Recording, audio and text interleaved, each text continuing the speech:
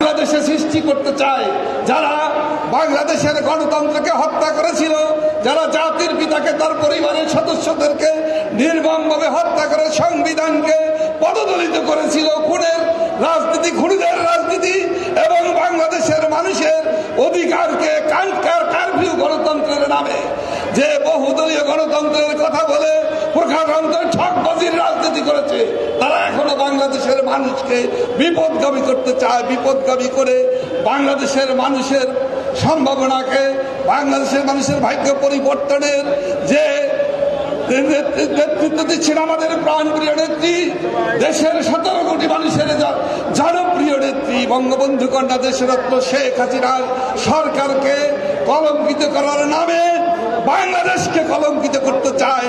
বাংলাদেশের মানুষের ভাগ্যকে যারা নিয়ে ছিনিমিনি খেলে দুর্নীতিবাজ, সন্ত্রাসী, সাম্প্রদায়িক শক্তি বিএনপি জামাতিদের বিপক্ষে আমরা ঐক্যবদ্ধ থেকে অপরাজনীতির বিষ দাগ উপরে ফেলে গণতন্ত্রকে আমরা রক্ষা করব।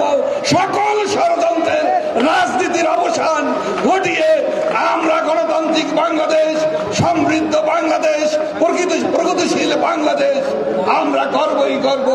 এই হোক আমাদের প্রত্যয়। জয় বাংলা, জয় বঙ্গবন্ধু, বাংলাদেশ চিরজীবী হোক। ধন্যবাদ আমাদের প্রিয় ভাজন নেতা কৃষিবিদ আফম বাহাউদ্দিন নাসিম এমপি।